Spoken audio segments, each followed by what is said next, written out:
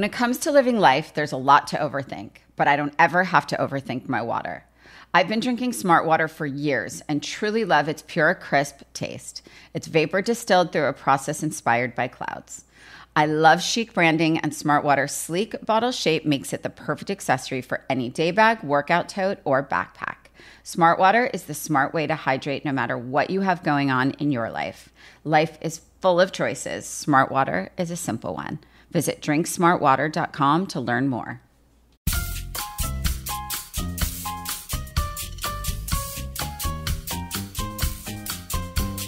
Hi, everyone. I'm Rachel Zoe, and you're listening to Climbing in Heels for your weekly dose of glamour, inspiration, and, of course, fun. Well, the time has finally come. So many of you have been commenting on my Instagram or sending DMs that you're rewatching the Rachel Zoe Project. So I thought it was finally time to rewatch season 1 myself and give you a little behind-the-scenes insights on what was really going down. A few guests and visitors will be popping in to help me break it all down. So here goes nothing. Well, I'm very excited because I still call her my Marissa, but Marissa, who most of you will probably remember from watching RZP. Marissa was my very first personal assistant, executive assistant, I think any assistant that was not related to styling, and the first person to help me really just like run my life, basically. And I'm very excited to have Marissa on because, like I always say, everything was sort of a blur, and I was obviously in the show in the moment. And Marissa was sort of, I think, just like watching in it, part of it, behind it. And so I'm very excited to have Marissa on here. She has gone on to do very big things. She stayed a part of the RZ world for, what was it, Marissa? How many years? Almost 11 years. Almost 11 years. And fun fact, you guys have heard me talk about Mary Elizabeth, who is now, we are going on 12 years together, who is Marissa's sister-in-law. Yes. So I like to keep it close around here. But Marissa's gone on to do very big things in production and content and all the big things. And now she's like a big cheese. But I'm very excited to have you back, Marissa, and to share your insights. Yes, Marissa. This is fun. Marissa, you can definitely keep us honest and on track about episode 2, season 1 of the Rachel Zoe Project. I gave it a rewatch, and it was like looking through a high school yearbook. Yeah. Imagine how I feel right now. Literally like, this is your life. How did you feel? I asked this to Rachel before. How did you feel when you heard the theme song? Oh, like I hadn't thought about it in a minute, but like I immediately was like, I told Rachel, I like started smiling. I was like, I haven't heard the theme music in so long that when I heard it again, I was giddy. See, you were giddy. I was like, oh my God, all of a sudden, like, and I remember not loving that song so much. And so every time I had to rehear it, I was like, can we not change this? You didn't like the song, and you didn't like the graphics. Right. And I don't think you even realized you could have had a say in those until it was on television. Right. And you were like, hey, I wouldn't have picked that. Exactly. Oh God, because right. I sometimes look at the font of the show and I'm like, that wouldn't fly today. No. And I think Marissa's right, where like I remember being like, I need to change all of this. And they were like, it's too late. They're like, too late. The show has a brand. Everyone knows the brand of the show now. Too late. But like, yeah, this was all like you learning about television as television was happening to you. Mm-hmm.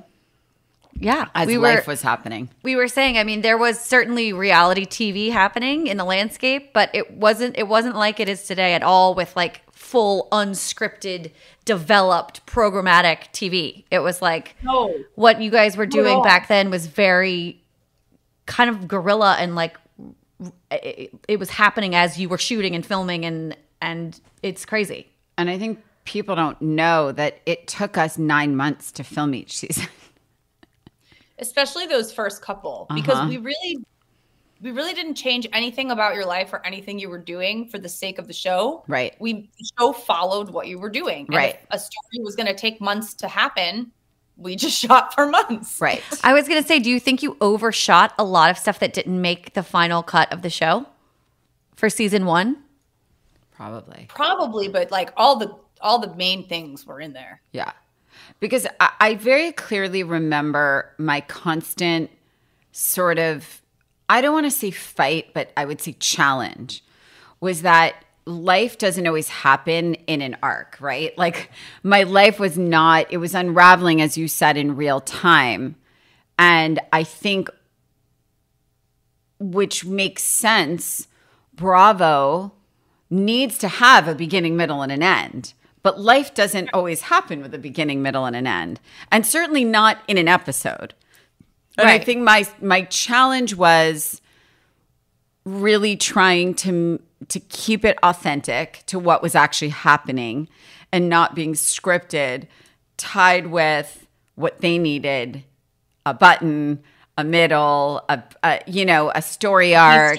Right. Yep. Right. And so that was really hard for me. That was probably the hardest part for me.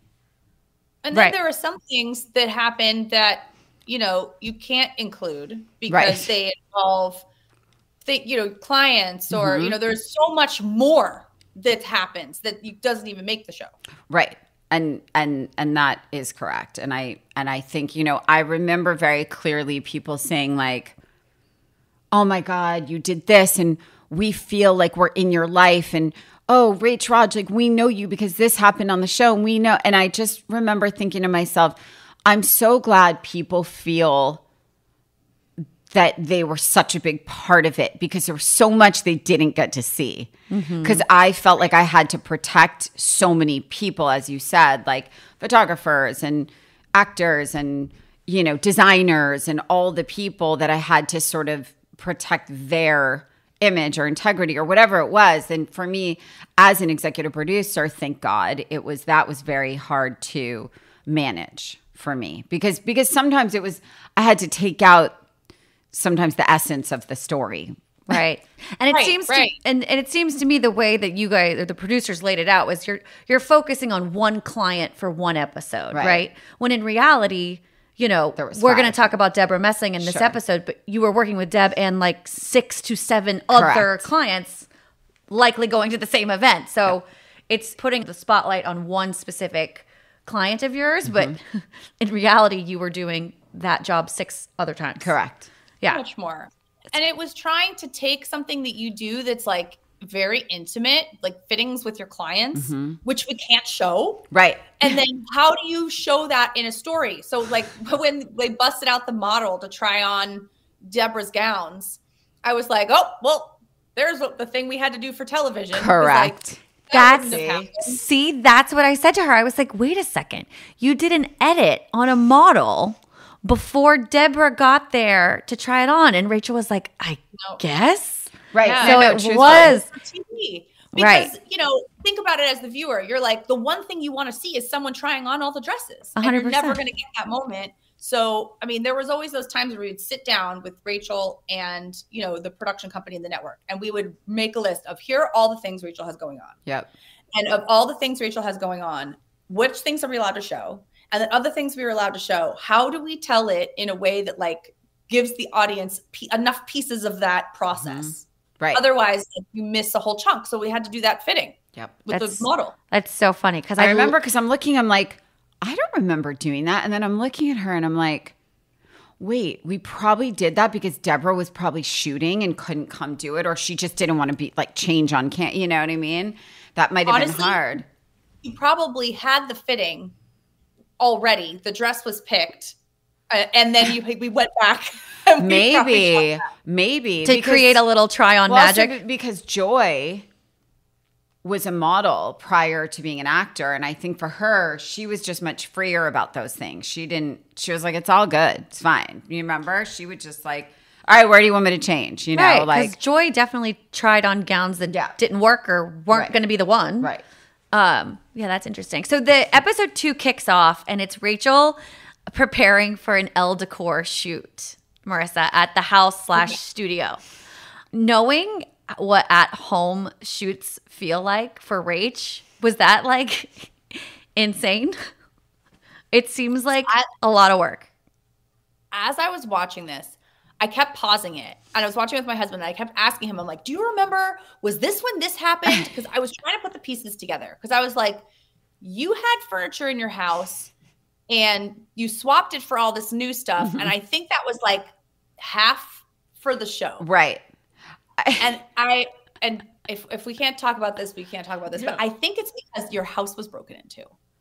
And you had moved out. Yes. I think you were already moved. Sunset Tower. I think you're right. You were like in limbo. I think you're right. I think you're right. Because I was watching this and trying to remember why I wanted new furniture, because I had all this beautiful like B&B Italia stuff that I loved. Right. You moved it to a temporary apartment. And we had to fill your house and make it seem like you were still living there so we could finish the show until you moved for real. I think that's exactly what happened. Interesting. And then I moved to Sierra Towers after that. Yep. And that's when we continued filming in Sierra Towers. Yep. Right. Wow. Okay. So that makes so much sense. My whole life's a blur. I know. Thank God for Marissa. And I had a partnership with Fendi because they had launched Fendi Casa. Yep. And so they wanted to market it. Yeah. And it was beautiful. Yeah. You did the scene with Roger and gorgeous, you're like, I hope he said something crazy. Like, I hope he's super tired. So he's more likely to like be convinced by me picking out expensive furniture. I'm dead. Which is still like, I feel like a great tactic to this day. Like just make sure Roger's tired and then I feel like it can go your way. I mean. So another important part about episode 2 and another reason why I think it's important Marissa joined us for this rewatch episode is because Thank God Marissa's here. I know. I don't remember anything. Because your very dear friend, Michelle Henoch, has a scene with you and the women behind Marquesa to try on a wedding gown. Yep. So I wanted you to be able to honor Michelle and talk a little bit about her. Well, it's pretty wild. So I don't think I've ever talked about this on the pod, but one of my closest girlfriends for many, many, many years, she's a producer for photo shoots and things like that, grew up in Kansas. One of my most real and precious, dearest friends. We couldn't be more different, and it was the most unlikely friendship that just really worked. And I think as we were watching it, Mary's like, God, she reminds me so much of Pamela, my sister.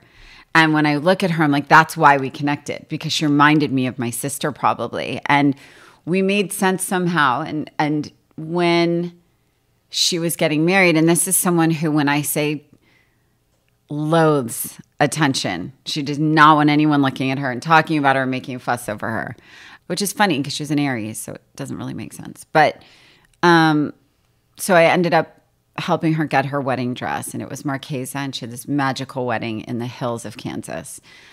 And then, 5 years ago, almost 4 years ago, she was diagnosed with, almost exactly 5 years actually, diagnosed with colon cancer stage 4.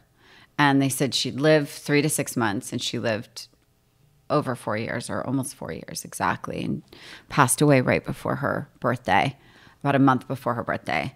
But rewatching this was pretty amazing. It kind of makes me want to rewatch this episode because it's the most Michelle and alive, and like she looks so healthy, and that's how like I always choose to remember her. Right. But it'll be nice someday for her kids to see that.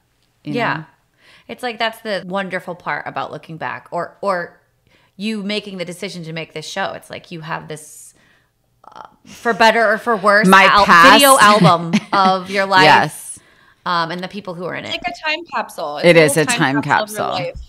It really is. Oh my God. Marissa was there for all of it. Marissa was there for all of it. Michelle was such a beautiful person. I remember meeting so many of your friends and, people through your business and of all the people that I had met over those years. She really stood out because she was always so kind. She always remembered who I was. Yep. Like I was your assistant. Yep. But she always remembered who I was. And she just had like a really warm and inviting personality. And for as little as I knew her, I still have that memory of her. Yeah. And that's kind of the thing. I mean, I think she was like this fish out of water in this crazy place of LA. She wasn't. She had like a billion friends. But I think everyone like loved that so much about her. And I think to like watch her in this very kind of like naive bridal kind of. She looks like an surreal. angel. She does look like an angel. And she looked like an angel at her wedding. So there's a scene where you're at Marchesa with Georgina and Karen, who founded Marchesa, and then you do another fitting with the gown at the studio. Yep. And there's some alterations you wanted to make. You wanted to lower the embroidery a little bit, and then you wanted to do a detached train. Yep. Did those actually happen? Yeah, we did that. And then we had a big veil. And we all went to Kansas, and it was the craziest wedding weekend. None of us had ever been to Kansas. Do you remember that? It was like the fashion world getting on. We were all getting on the plane, and all of a sudden you saw literally like 40 fashion people with like dressed in black Prada bags, travel. It was literally the funniest thing that ever happened. It was the funniest weekend and the best weekend. And I think everyone will remember that and remember Michelle that way forever. We should post a photo of Michelle in the dress, the final alterations you made. And if we can find it, we should post it for everybody. Because she was a beautiful person and definitely looked the most beautiful on that day, I'm sure. Yep. I'm sure of it. That part of the episode, Marissa, also touched on Rachel and Roger's wedding.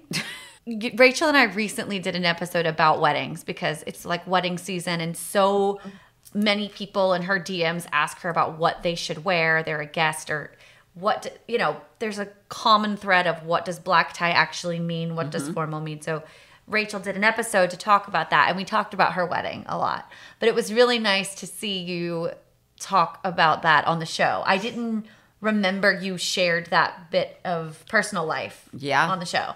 I mean, our wedding was so funny. It was so funny because it was like, we canceled it. We canceled the first wedding because I had a panic attack and I wasn't ready. We stayed engaged forever. We lived together. We never broke up.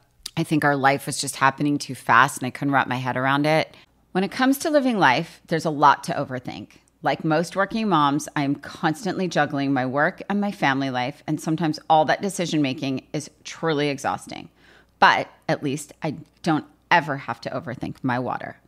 I've been drinking Smart Water for many, many years and truly love its pure, crisp taste. It's vapor distilled through a process inspired by clouds and has added electrolytes for taste.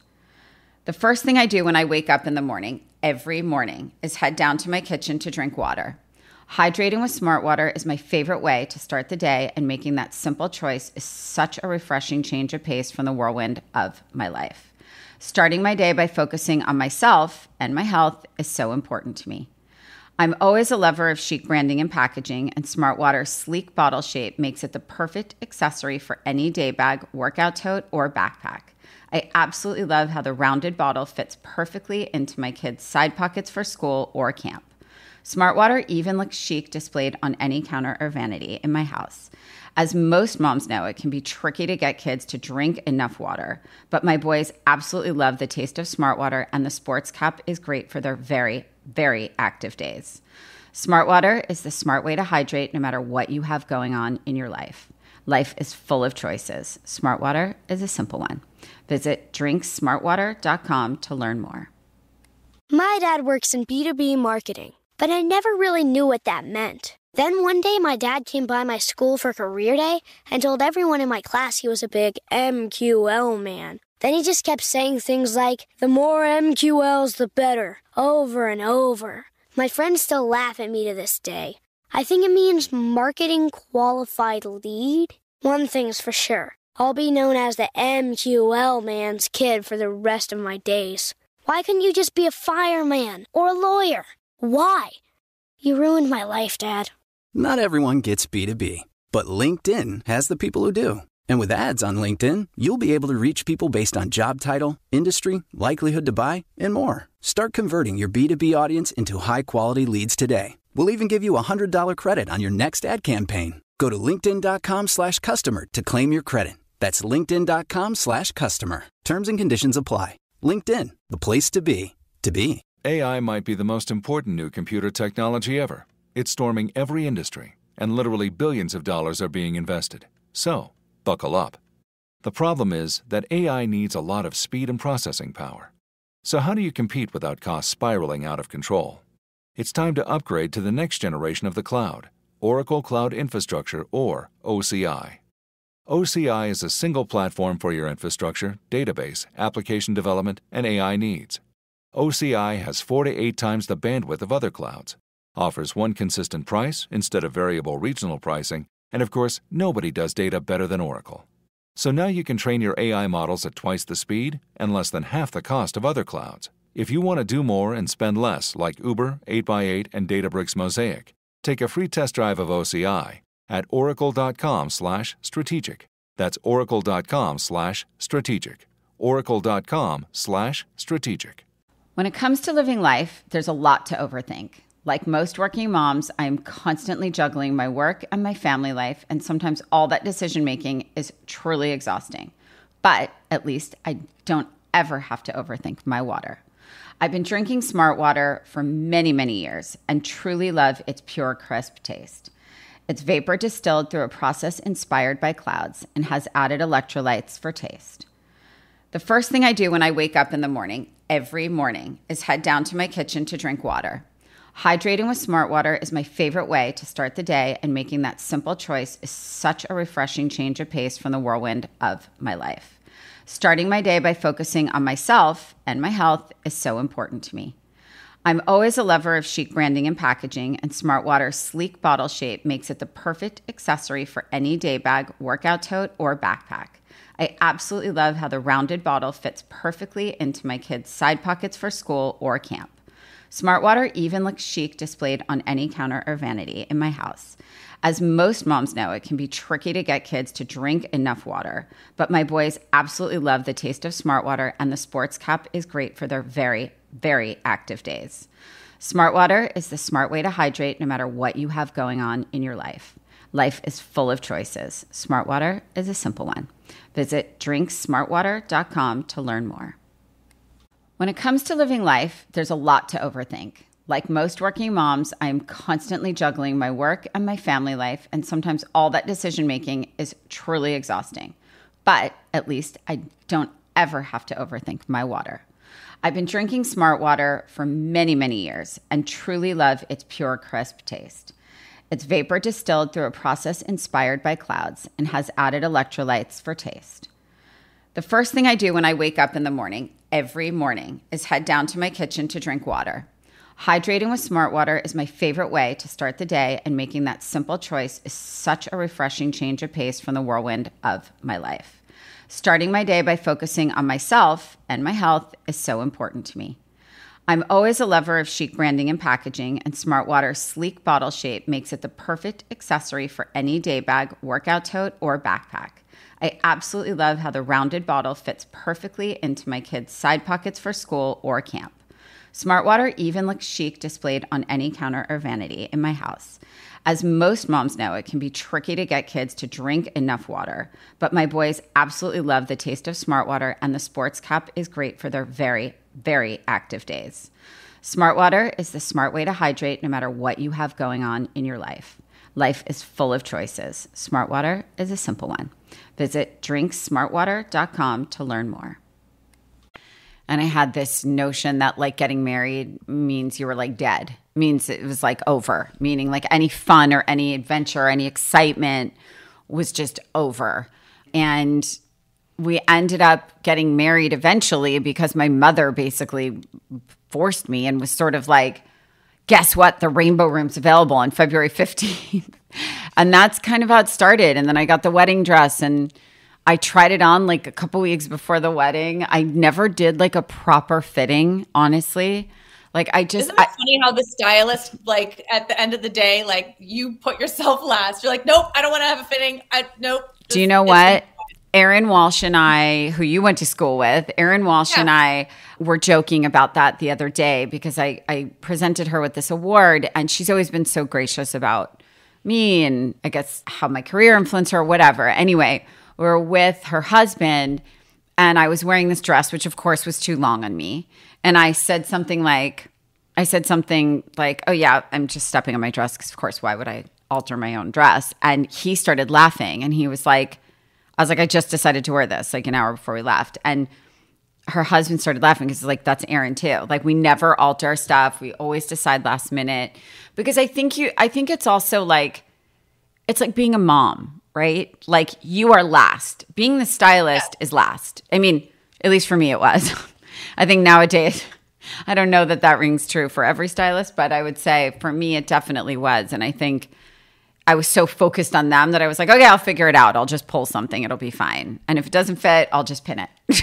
Right. Fine. But you know what's amazing about your wedding look is that it stands the test of time in so many ways. Like number one, it still feels like the wedding picture that they put in the episode where like you're smiling. It looks like they caught you like running. It's one of my favorite pictures of you because it's so you.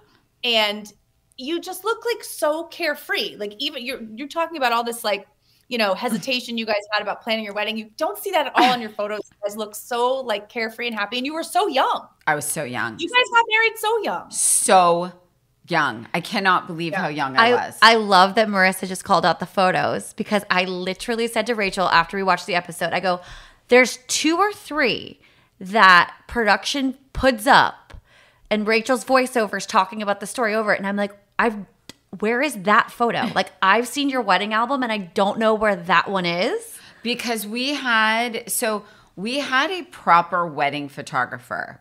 I kid you not, I think we didn't look at those photos ever. I'm pretty sure we got the album like a year and a half later. Like we never even asked for it.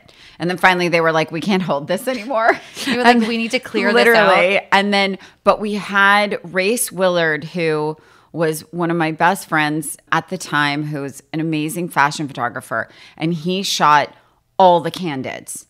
And all the candids were what we loved. And the ones that were the most natural, my mother will tell you it's her most favorite picture of herself that he captured of my mom in a photo somewhat like the one that you love, where it was just this like whimsical, like la la la photo. And I think it's those moments that are always so much better. Totally. Than the like posed one by the window with the like bouquet. And, you know, I was better. I love that picture. I was a very non-bridey bride.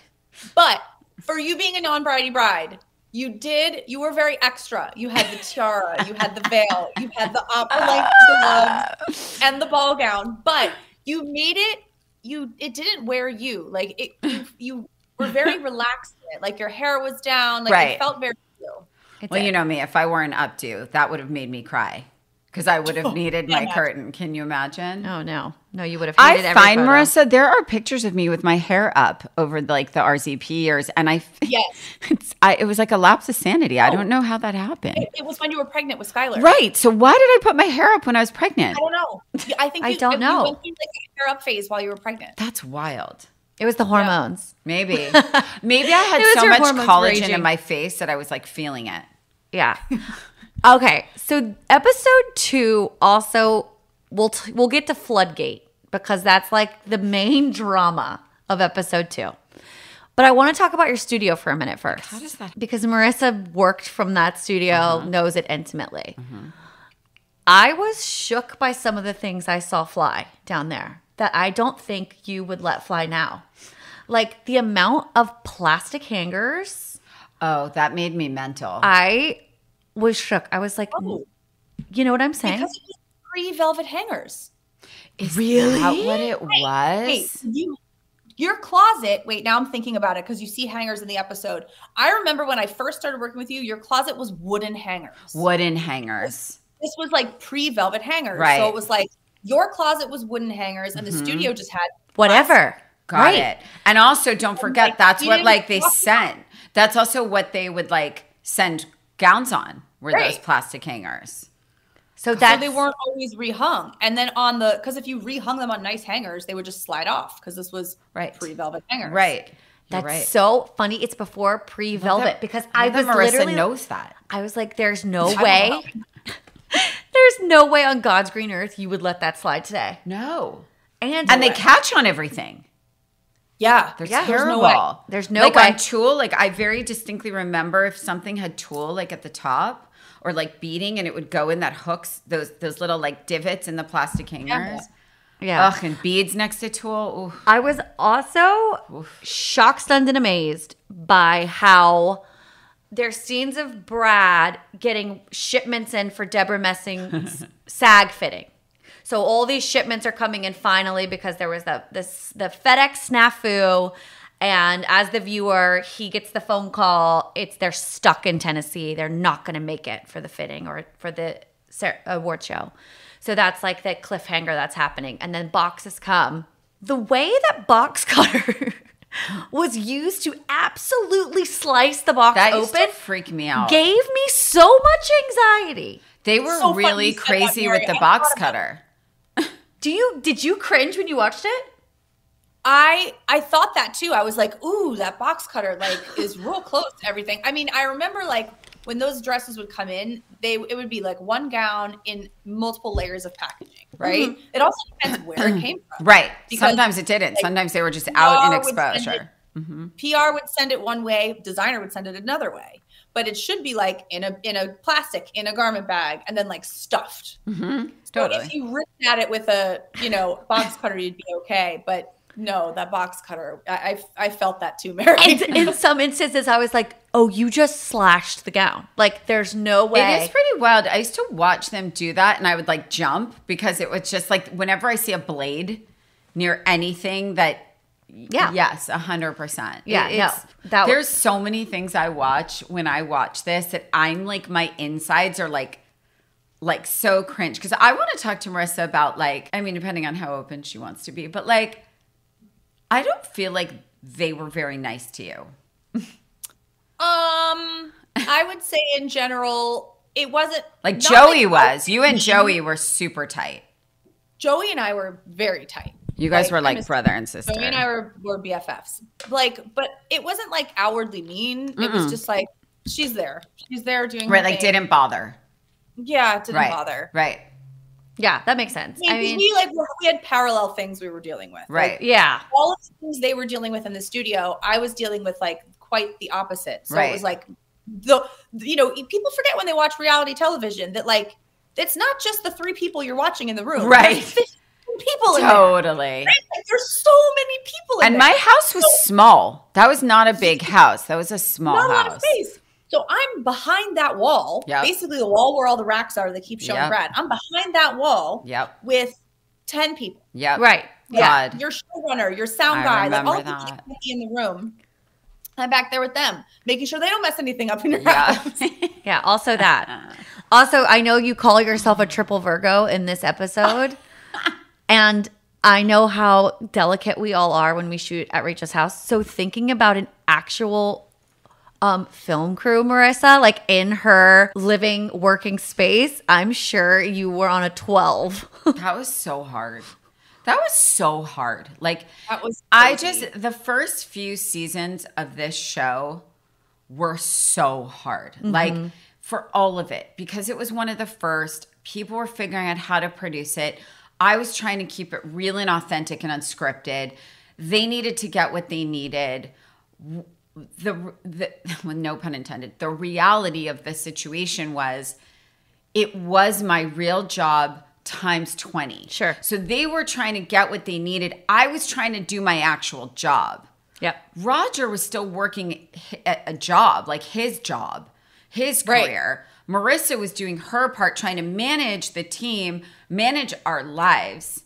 And like Marissa said, we were all in this house, and it was like the studio, the team, production, they were all set up. There was trucks outside. I mean, it was freaking nuts. They rigged your house. Yes. Like, and this is the thing. If you had known going into it what it would have entailed, I would have never done it. I don't think you ever would have done it. Not in a million years. Which is probably a good thing. Right. Because you just went into it blindly and it was amazing. Same as I did childbirth. Just winged it. Just fully winged it. Because had they told me how that goes, I 100% would have been like, nope, not for me. Yikes. But they literally rigged lights in Rachel's house so they wouldn't have to set up lights every day, right? Mm-hmm. So it's like you come in, they would flip their switch to turn on the TV lights, in addition to the regular lights. So like at some point it like was barely your house anymore. It was like a set. Yes. Yeah. You were living on set. Actually. Yeah. So that brings us to Floodgate. We got so. Didn't they name the episode? What did they call Marissa? I think they named it that. Like that was in the title of the episode. I don't think it's called Floodgate. But it's something like that. The SAG Awards. Yeah. The titles were whack. I thought the title had something to do with the flood. I can tell you the title. Hold on. I have it written somewhere. But okay, so the amount of questions we got about was the flood staged or was the flood Hell no. IRL? It was happening in real life. That was as real as it comes. That was the most devastating, traumatizing. And were you, in fact, not there when it started or was happening? No, I was not there. That's why I was trying to figure out why were you not at your own house? Because that's why I'm like, how did the viewer not realize that you weren't at your own house? But it's because you weren't sleeping there. I was not sleeping there, but I was also, yes, I was not sleeping there, but I think it happened like overnight. I think, was it overnight or during the morning when they came in? When they came in, it had been leaking. So it must have been like they wrapped up, we leave for the night, they come in the morning, and like water had seeped in. And was it, in fact, a faulty door? Brad mentioned something. He says there is a faulty door. I think it was the garage, the pull down, right? And it just wasn't like as suctioned to, like there was probably like the sealant, the seal. This is like another thing that I don't think people realize, that the studio was your garage. My garage. Mm-hmm. Like it was like a converted garage. That it was a room, but it still had a garage door, and the garage door. So it was a true sliding door that water came up under. Door, and it had a rubber seal at the bottom. But the thing that still doesn't make sense to me to this day is that like you lived on a hill, and the driveway goes down. So like the water should have like run down and away from you. Right. Based on gravity. Yeah. But you know, LA, like when it rains, everything floods in weird places. And like, but at that point, we didn't have rain. Like that was like that was before like the last few years where LA became a rainy place. So I think no houses were prepared for that, you know? Yeah. It was such a fluke. It was terrible. But yeah, that's what it was. It was like the area by that door. So Marissa, do you get a call from production that's like, there's actually a flood, we want to go cameras up? Or was it like you were supposed to be shooting that day anyway? Do you remember at all? We were definitely supposed to be shooting anyway. And like me and like Taylor and Brad would have been the first people in the house to open up. We probably showed up. We probably showed up to let production in to shoot for the day. I mean, I don't remember this, but this is what I would imagine. Right. We probably showed up to let them in for the day. And as they're all coming in, they find out they see the flood, and the smart Bravo team was probably like, get it. Cameras up.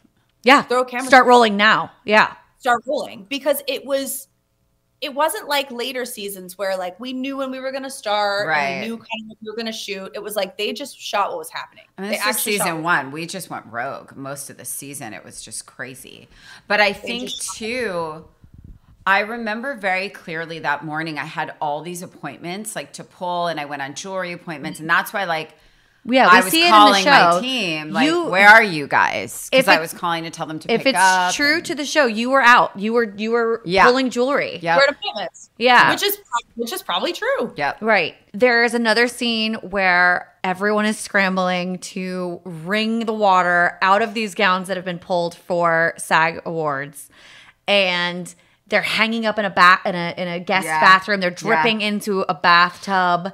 You can see dye coming off some of the gowns. I remember that one. There was this like deep, like wine colored one, and all the dye was trickling. Yeah. How many gowns were actually ruined? Do you remember? There was quite a lot that were ruined. There really was, and we had to call like the designers and tell them. And I remember when the episode aired, how many designers like emailed like, was our stuff damaged? You know, like, why didn't you tell us? And like people were pissed because, and that was one of those things where it was like, that was in real life, absolutely terrifying thing. But like in reality, like you have no control over that. And so I think they could be mad, but it was like, you know, I'm so sorry, but there was serious water damage on quite a few. There was, for sure. That really, really, really sucks. That really, really, really I sucks. looked at that just now and I was like, you know, I haven't watched this since it aired. And I'm just like, I was like, I literally couldn't. I also said the way the camera captures the whole, like, telling, like Rachel gets home, the way they shoot her getting this information is so, I was like, you are so chill about it. Not that her reaction was chill, but like compared to the woman I know now sitting right here, I would have to be like, oh, we need to pull Rachel off the ceiling because she has a blow dryer and is blow drying dresses and might get electrocuted because she's also standing in a puddle. That's how like crazy you would go. Because I think like now when I think about it, like if this happened now with my archives, they're so valuable, like and irreplaceable. And I think at the time, like it was a little bit of this, like, I want to flip the fuck out and I'm freaking out, but like, I literally can't do anything about this. Like, it rained. There's a flood. I'm losing my mind. But like, yeah, what are you going to do? You know? Yeah. It's probably shock too. I mean, think of all the things you were dealing with that week. It was like an award show week. You have this crew in your house. Like, you can't put that aside either. Like, no, there's so much chaos happening. You get into that, like, I need to fix it mode. Yeah. And I think that was very much my sort of overall way that I existed as a stylist was like, this is a nightmare. I have to problem solve. Mm-hmm. What is the solution? What is the solution? What is the solution? And I think as I came up in business and everything, I would look at my team and people that kind of didn't stay around in the RZ world were people that couldn't, it was like the 5-alarm fire people that didn't try to solve a problem before they presented the problem, you know? And I think that was one of the things I tried to, I think, teach Brad in that moment when I'm looking at it is sort of like, these things happen. I can't fire you because there was a flood, but I can fire you for how to deal with that situation. And you can't just walk away. You know what I mean? You can, yeah. That's something I learned from you, Rachel. Like and Roger also would tell me this, like, if there's a problem, come to me with 3 solutions to the problem before you come to me with the problem. 100%. And I learned that very young working with you guys. And I do that today. I teach, people on my team. Of course. If there's a problem, try and solve it first. Sure. Then come to me with the solution. 100%. Yeah. Because I think if you have people that work with you, and especially young people that are just starting, I think their immediate reaction, because it's like when you're a kid, Mom, help, right? Like, Dad, help fix this. And I think when you're working, you have to be like, okay, this is a catastrophe. Yeah. How do I try and resolve it? And if I can't, let me bring the problem. And these are the ways I think we can solve it. So I'm going to present to you how I think we can solve it or try and solve it. I know. I want to make merch that says, we're solution oriented at Rachel Zoe. I've always wanted to have a solution-oriented hoodie. Because there's always problems. Because there's always problems. But guys, you know what the great part about episode 2 is? The FedEx does arrive on time. And magically, Debra Messing ends up in the beautiful, beautiful, beautiful Oscar de la Renta dress that you loved the most. Yep. That dress is still, by the way, so stunning. Do you want to hear something really funny about Oscar de la Renta? So I am now, since Oscar de la Renta himself has passed, and Fernando, who is the creative director, along with Laura Kim of Oscar de la Renta, they still have a collection that has to be sold, right? And so when I borrow things, and I wear so much Oscar de la Renta, and I will still get from their team, okay, we're going to overnight this for Friday because it has to be in appointments for Bergdorf Goodman on Thursday. And I literally relive the moments on the show because literally it'll come the day of an event or the day before an event. And it's like, you have to sell the dresses. That's the most important thing. Now, having been on the other side, selling is actually the most important thing. So it's kind of funny. And I think Debra Messing, I recently saw that dress, the almost identical dress on First Dibs. It's so beautiful. And I was like, God, should I buy this? It really stands the test of time. I was still like, that's a sick look. I could be on a carpet today. I mean, because it's modern, but like timeless in a weird way. She looked like a Greek, like, goddess. Yeah. And her hair was giving it such a good, like, so good. Really like cool, effortless vibe.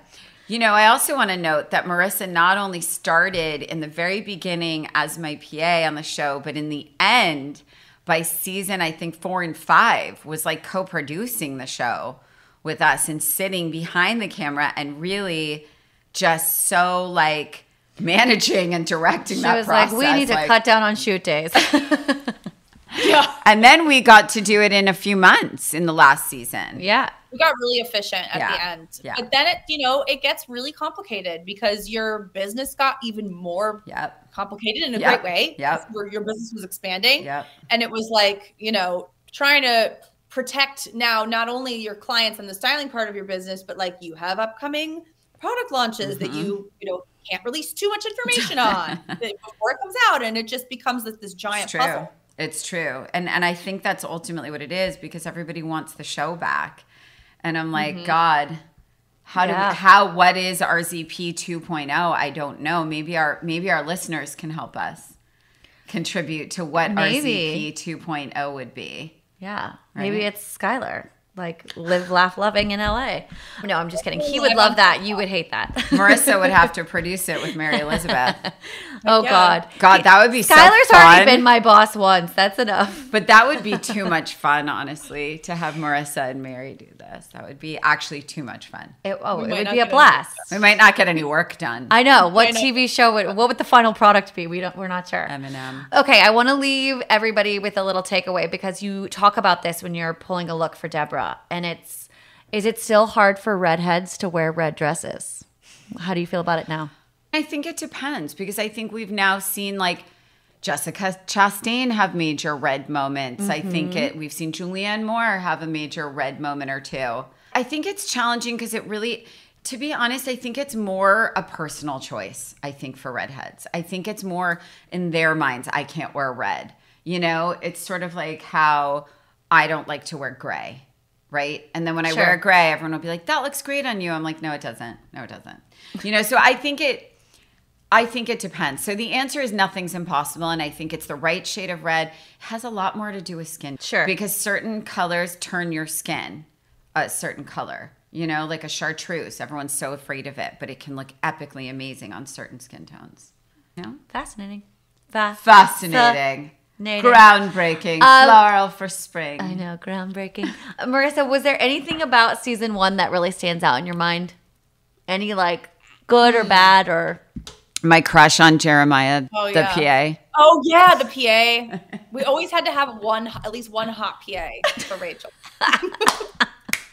And by the way, like I would be so tired and like have come off like a crazy work binger and like work binger, like the opposite of a drug binger. Yeah. And I would come in, I'd be like, I can't do it. And they'd be like, oh, Jeremiah. Yeah. And Jeremiah and the mic. He was so cute. I was literally talking about mics. I said to Rachel, I'm like, I'm shocked I don't see a mic or mic pack on you anywhere. I haven't seen it yet. And she's so hard to mic with the kind of clothes she wears. Audio hated me so much. Yeah, because she's always jewelry. clanking. My earrings, my necklaces would just pounce. Any fabric I wore, like forget Chanel jackets, that like the sequins, the silk file would just go. It's just a nightmare. I think the thing about season 1 that I noticed the most in going back and watching it is just really how authentic it was. Right. That was how it was. Yeah. That was how it was at the studio every day. I agree. That's exactly how it was. Also, how poorly lit we were. Yeah. Can I because please? They just ran around. Yes. They just ran around and followed us. I remember that. Well, and I do remember that. And like I said, I think the most important thing for me in this show in general was just keeping it as real as humanly possible. And I think in hindsight, that really served the show. And I think like, if they didn't get their buttons and they didn't get their story arcs, I mean, I think it worked out, but like, I think that was the sort of, I think you're right. And when I look at it, I'm like, this is exactly how it happened, truthfully. Like aside from the dumb little things that you had to do to make it make sense for television or whatever, but it really was what was happening. You guys are going to laugh. Do you want to know the official episode title? What is it? It's not Floodgate. Oh, what is it? It's award season. That's bananas. That's it. That's bananas. The award season, that's bananas. That's bananas. Oh, Marissa, you are a dream to have on because you can tell us all the things Rachel forgets. And we will bring you back, Marissa, because as I said, it is all a blur to me. Time. I love you, Marissa, for life. I love you. Thank you for having me. This was fun. Thank you, Marissa. If you want more Climbing in Heels content, follow me on @RachelZoe and @ClimbingInHeelsPod on Instagram for more updates on upcoming guests, episodes, and of course, all things Curator.